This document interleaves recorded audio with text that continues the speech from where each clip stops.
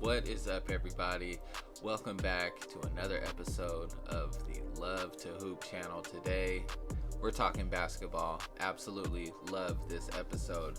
We're going to be talking about the NBA 2011 mock draft. I think it was version 2.0, 3.0 of the NBA 2021 mock draft from USA Today. I like going to USA Today. I go to SB Nation, ESPN, of course, but USA Today puts out the college rankings every week, so I feel like they stay up on it, for the most part. So we're just going to go through their top 5 picks, going to watch some video on these guys. I'm going to give you my, just personal opinion and breakdown of this footage. Shout out to Swish. All of these videos that we're watching are from Swish. Swish does a great job staying on top of what's going on as far as highlights, who's hooping, who's really, translating from high school to college really well. I watch a lot of their videos, especially this season with, COVID. I haven't really had the opportunity to watch as many games as I normally would during just, I guess a regular season. So Swish has done a great job keeping me kind of up to date with how these guys have been playing throughout the season. And likely enough, Swish has made some highlight videos of these top 5. So first off, let's get into the lottery, the top 5 lottery. So right now, according to this mock draft by the USA Today, they've got Houston number 1, they've got Minnesota number 2, Detroit number 3, Orlando number 4, and Cleveland number 5 as it currently stands. Now granted, some of that could change based on just wins and losses, but for the most part, it's almost safe to say with the way that Houston is playing right now, they're likely going to get the number 1, number 2 pick. Same thing goes with Minnesota, only because of the number of picks that they have. Detroit, same deal. Orlando, it's all really a juggle within the top 5. But in reality, a lot of these teams, they've got multiple picks. Some of these guys can move up and down as far as who could shuffle between, let's say, 2 and 5, possibly. I don't think Houston, if they have the number 1 pick, I don't think they're going to miss on grabbing Cade Cunningham. That's just a player you want to grab for a number of reasons. So first, I guess we can kind of talk about him. The consensus number 1 pick for this year's draft, kind of a can't miss player.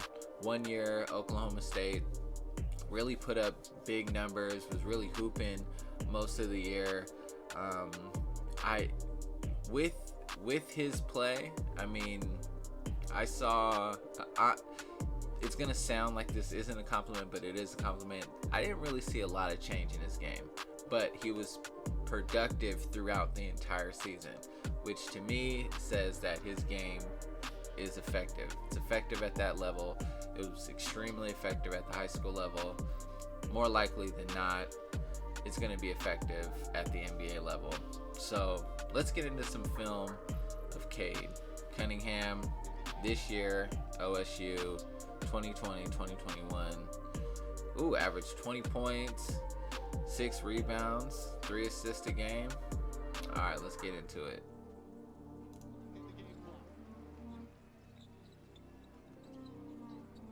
Step back, jumper. Okay, game was on the line. That was a big shot. Nice move, pull up, bottoms.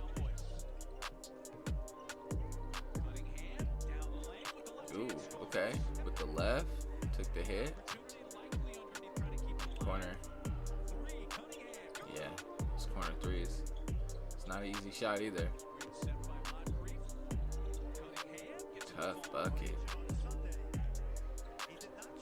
So the one, like I said, the one thing, this is, who are they playing? UT Arlington. So this is early in the season, and I can tell you right now, the pace that he's playing with here is the same pace he played with all season,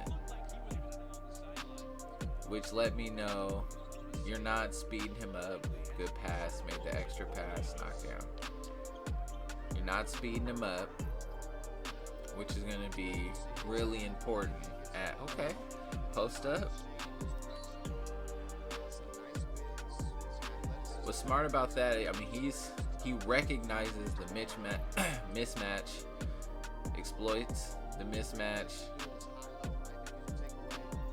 Yeah, he's not trying to make the game harder than it needs to be. This is a smart player, which is probably part of the reason why he plays with such great pace. He's not forcing the game. He's letting the game come to him.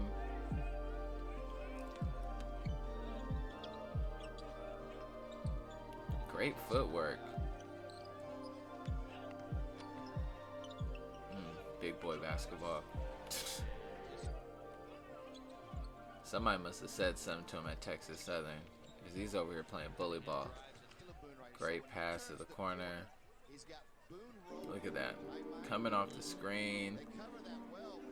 Drive. Kick to the corner. I mean, it's the simple play. Yeah, let him know. Same play. But him slowing down is what really made that play happen. He's allowing the game to kind of come to him. He's allowing the game to kind of present all the options that are there without forcing himself into situations that he doesn't necessarily need to be in. Hand down, man down, right? Look like hand up, stand up, don't matter. That's a tough pass.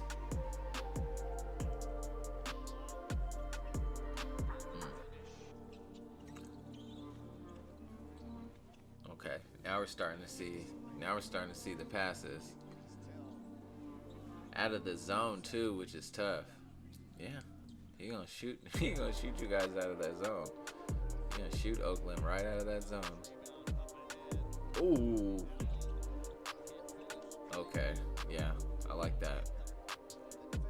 Throws the lob, ready to set, but sticks with the play. And one. Yeah, I like that. Yeah, we'll stop right there. So, USA Today has Houston getting Cade Cunningham with the #1 pick. I like that. I like that for a number of reasons. One, Houston's kind of in like a rebuild in a way, like a soft rebuild. But for me personally, Kevin Porter Jr. is a standout. And he has an opportunity to really be kind of like a James, I don't really like doing comparisons, but like a James Harden 2.0, and I only make that comparison in the sense of his ability to make plays.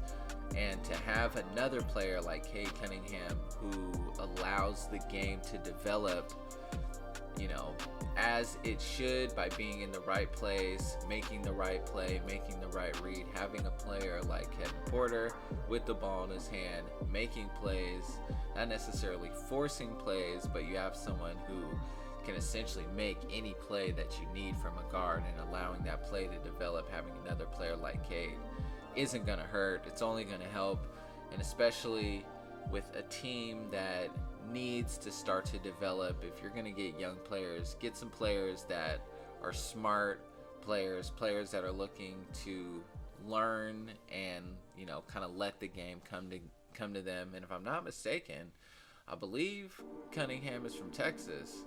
He might be close. Is he from the Houston area? Let me see. Where is Cade Cunningham from? Arlington, Texas. Where is Arlington, Texas? It's near Fort Worth. No. I guess the Mavericks would be more like it, but Texas player going to play for a Texas team. that's dope. You know what I mean? So, yeah, man, I like it. If Houston gets the number 1 pick, Cade Cunningham, it's not a miss. All right, so let's get into the next player.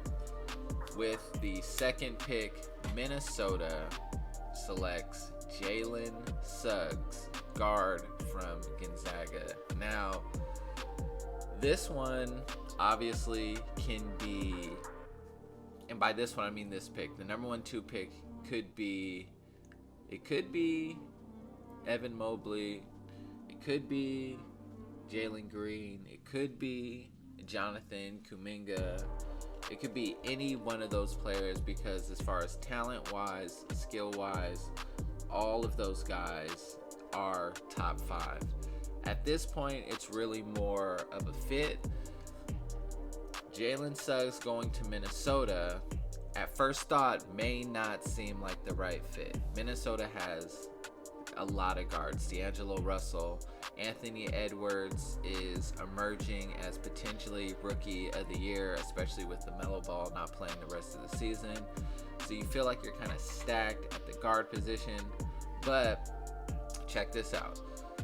Even though Jalen Suggs is kind of he's this new guard, which is like this point guard, shooting guard hybrid, which essentially is just a guard. At that level, you need just a guard, someone who can score the ball, pass the ball, someone who's athletic at that position, because the guard position in the NBA is extremely athletic every single night, not just in the West, but also in the East. But a deciding factor as to why you would select Jalen Suggs potentially as the number 1 pick if Minnesota has that pick is because Jalen Suggs is not too far from or I guess it would be, is it Minneapolis? Is that where the Timberwolves play? He's from the state of Minnesota. That's where Jalen is from. So imagine that, bringing in hometown kid back to play for the T-Wolves, even if at first thought, like I said, it doesn't seem like the best fit. Someone like Jalen Suggs with his level of athleticism, his basketball IQ, and his just understanding of kind of how to make plays, when to make plays, and when to make the right play, it might be a great fit. So without further ado, man, once again, Swish with the clips, man. Swish with this Jalen Suggs highlight video from his 1 season at Gonzaga. Let's go. Of course, you start with this play. Glass. Now, Jalen Suggs, watch your head. Jalen Suggs is one of these players that I watched in high school and was really interested in seeing how he developed this year in college for a couple reasons. To ever do that in the state of Minnesota, this guy is pure athlete, man, real deal. But seeing how players like that develop, attention to it, but knowing the program there, the style of play there, and kind of how athletic Jalen is, this is a player that, is it Mark Few? I believe it's Mark Few is the coach over there. I believe that's his name. It's a player that you don't get that often at Gonzaga. So I was really interested to see how that level of athleticism translated over, because Jalen Suggs, at this point and still is the highest ranked player to be recruited to that university. And with this 1 year, man, he really did his thing. It was a big reason as to why they went undefeated in the regular season and made it to the championship game. How the team performed and how he performed in the championship game, that's another discussion. Some people want to use that as kind of a reason to, that's tough. That's a tough play. That's tough. Going full speed to the left. inverted Euro. On the first step, you show high to get him to either jump. In this case, he tries to stand still to take a charge. You sidestep him. Same leg, same hand finish, full speed. Going from left to right, that's tough, man. That's tough. I mean, as you can see, this level of athleticism is professional level. Whether it's basketball or football, this is a professional athlete. No matter what sport Jalen Suggs decided to play, in this case, it's basketball. And, with that being said, can I see him at Minnesota? Sure. Let's say he plays the one, comes in behind D'Angelo. So then you've got Suggs. Imagine a rotation of, Suggs, Edwards, Cat out there. Those boys running. It's going to give D'Angelo some time on the bench just to, recover, without necessarily losing anything from a talent level. Of course, D'Angelo's been in the league for a little bit longer, so there's that. That's going to separate the two. But you get one player that moves at kind of a slower pace, and then with Jalen coming in, you've got a guy that can speed up the pace. But from a defensive standpoint, he can guard 1, 2, and his ability to recover is, especially when he gets beat at the NBA level, getting beat, you don't have the ability to recover just because guys are finishing at the rim. But some of these plays he's made, there was one play in particular, I think it was the Elite Eight. Was it the Elite Eight? Or maybe it was the Final Four. It was whenever they played UCLA, and Cody Riley beat him to the basket. He recovered. Jalen Suggs recovered, blocked the shot, grabbed the ball, 1, 2, I think it was like 3 dribbles, one hand, damn near full court pass, bounce pass to, I think it was Timmy for the dunk. So just that level of athleticism, is tough to say. That level of athleticism will translate well over into the NBA. Definitely excited to see where Jalen Suggs goes. And if he can go to Minnesota, I mean, as far as ticket sales go, especially with this new ownership that is going to be taking place, I could see them making a play like that. That play being getting the hometown kid to come back to Minnesota to play. Real smart move. Okay, so number 3 pick, the Detroit Pistons. Now, Detroit is kind of in this weird space where they've got rid of Blake, they've gotten rid of D Rose, they're kind of in this rebuild, but what direction are you going to go? Are you looking for somebody you can grab during the offseason to kind of build around? Are you looking to potentially grab a player out of the draft to build around? If you do grab someone in the draft, who is the player that you can essentially build around and feel comfortable building around this player if it isn't going to be Cade Cunningham, who most scouts consider to be the overall number 1 pick and a surefire can't miss guy? In this case, Evan Mobley is your selection. Now, let me tell you why. Bigs they're everywhere.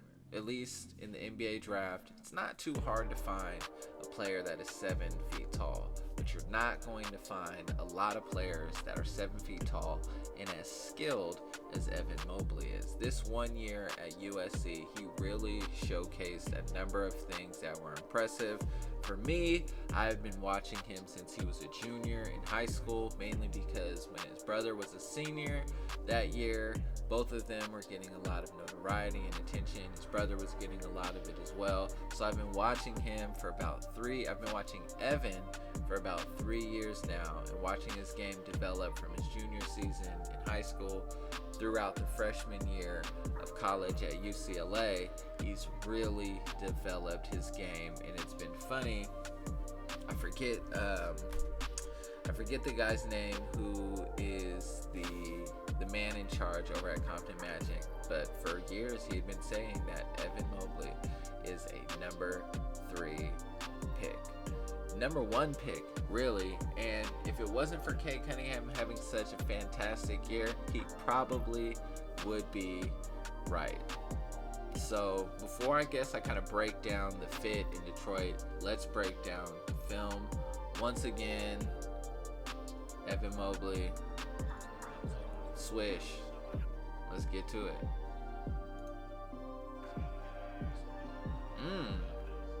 Cool. That's how we feel. It's out the gate. It's getting punched in the face. Moving without the ball. Did they send a triple team at him? That's a triple team. I've never seen that before. I've never seen anyone get triple teamed out of a zone. Is that a I don't know. And he made the right play. Up fake, soft touch around the rim. Yes, sir. Ooh, okay.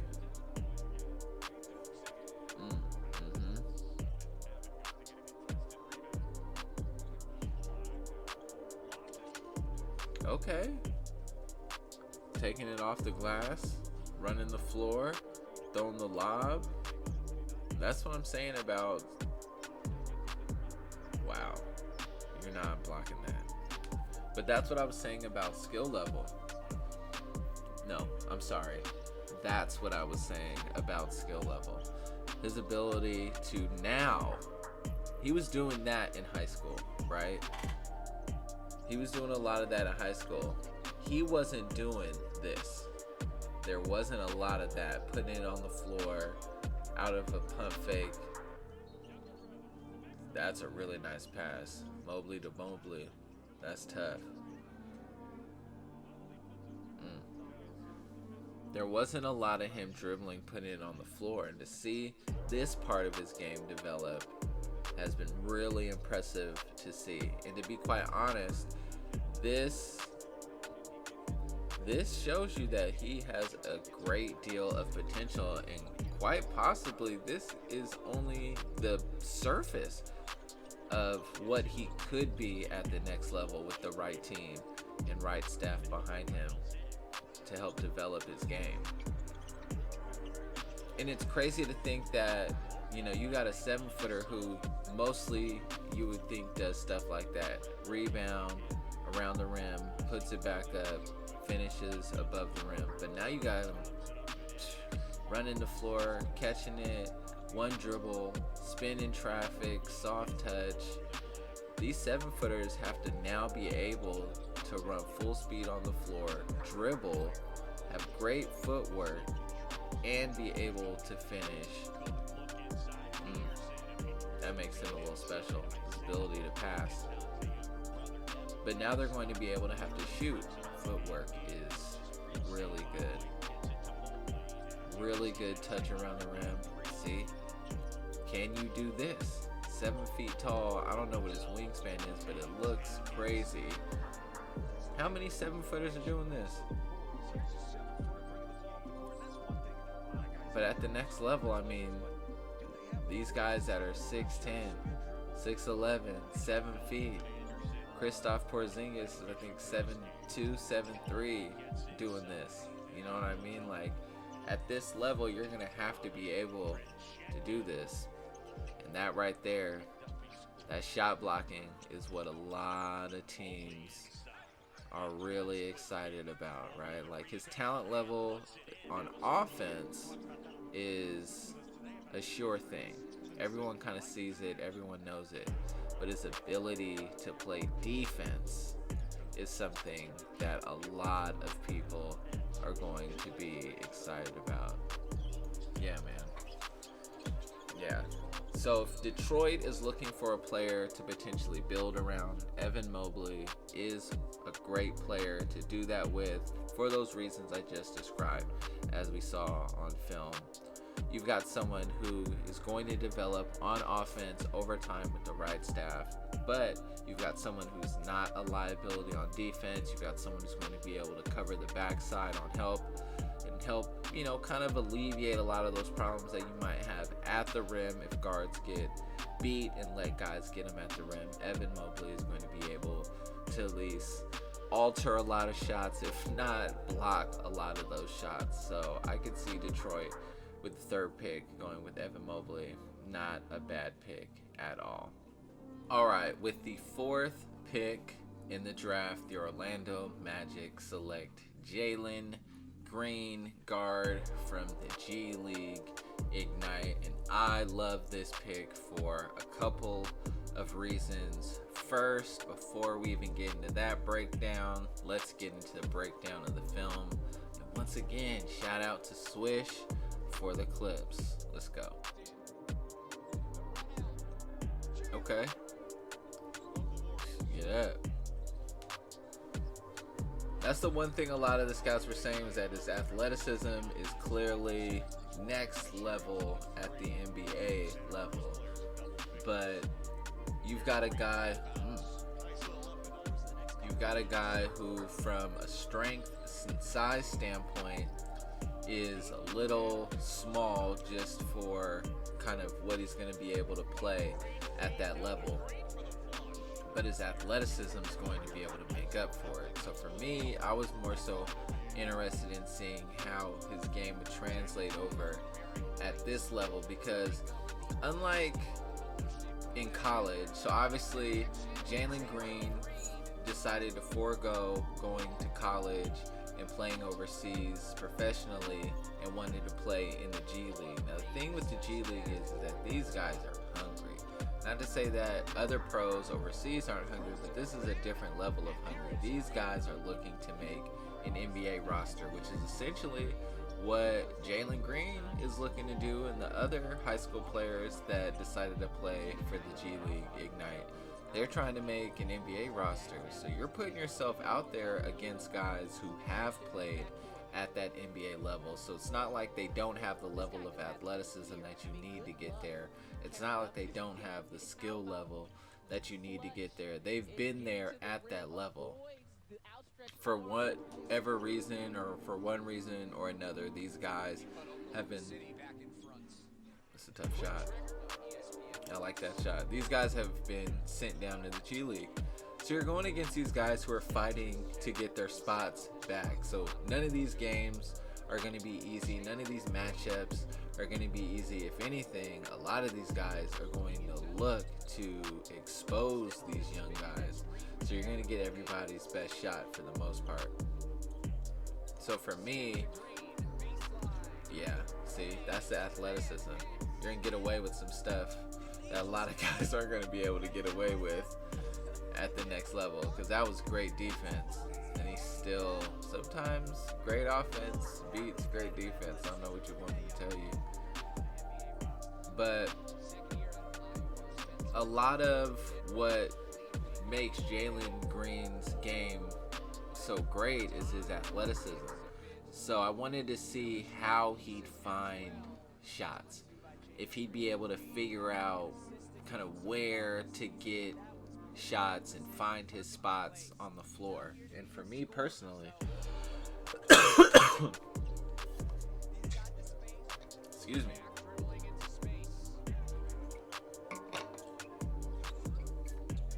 for me, $1 million legs, right?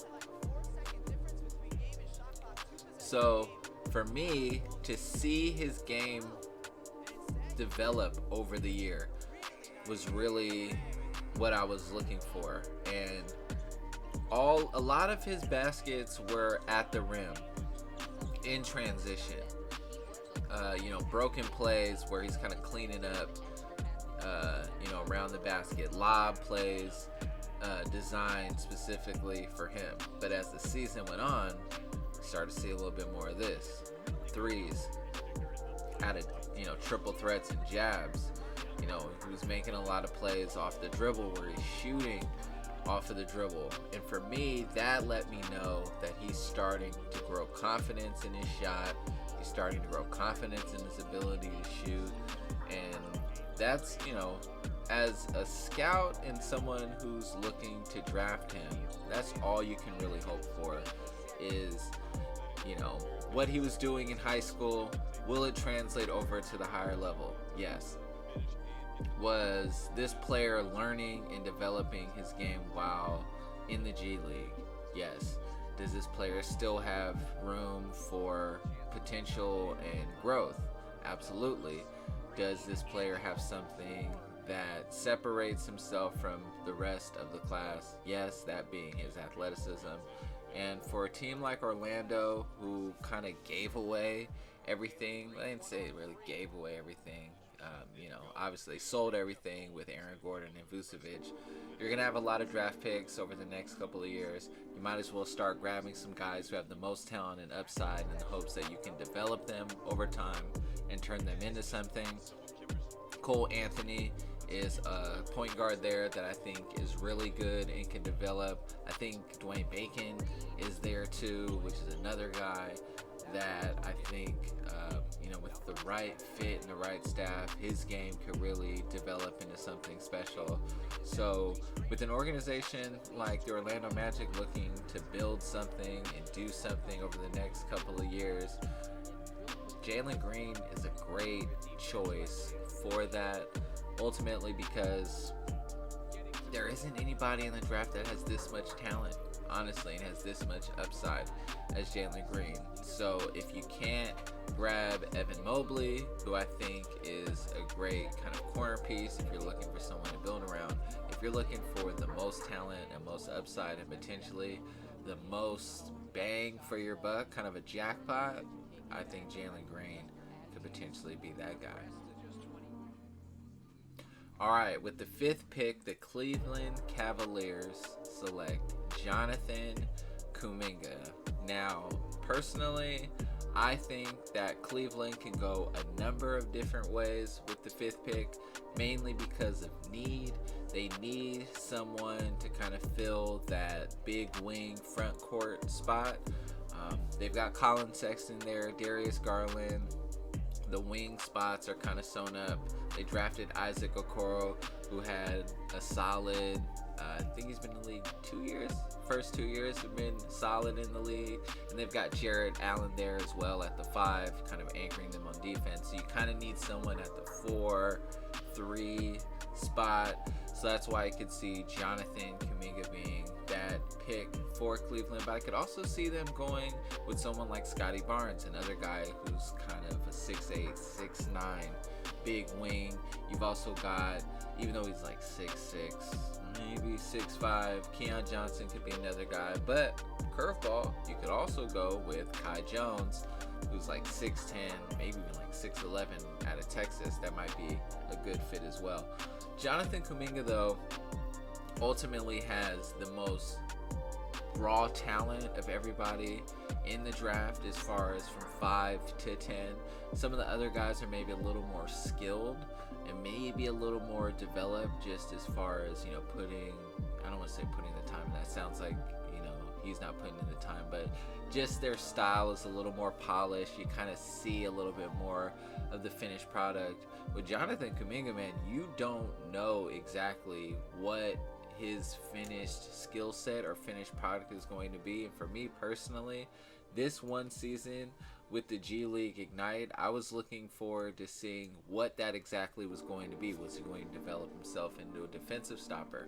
Was he going to develop himself into a slasher finisher around the rim? Was he going to develop himself into kind of this playmaker? Kind of like what NBA 2K build was he ultimately going to be? And for me, I'm still left not really sure knowing what his build is going to be, but ultimately I was left seeing someone who still has a great deal of talent, still is really raw as far as their game being developed, but has an incredible amount of upside. And with the right fit and the right team, and it seems like Cleveland could be a right fit.